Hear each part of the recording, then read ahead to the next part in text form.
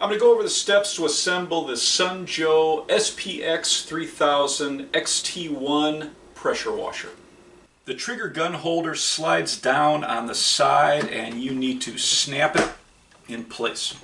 The handle slides in on the top of the machine. An easy way to see where it slips in, these two tubes on the back of the handle are going to slide into these top two grooves. So you can kind of line it up from the back and slide it in place, and now you're going to hold it in place with 4 screws. 2 of the screws will go on the outside holes, and these 2 indentations are where you'll put the other 2 screws. The screws are going into a plastic tube, and the screws are self-tapping, so just snug them up, don't over-tighten them.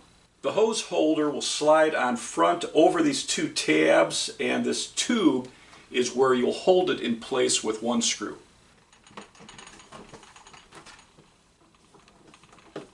There's storage for the detergent bottle in the handle. The nozzles have a storage area on the back of the handle.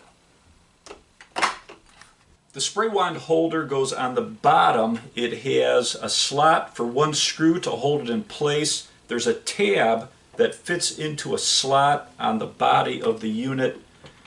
Snap it into that slot, and then you're going to hold it in place with a screw. The male thread on the lance attaches to the female threaded side on the trigger gun, and this side rotates so you can tighten it down. The high pressure hose screws on to the bottom of the gun.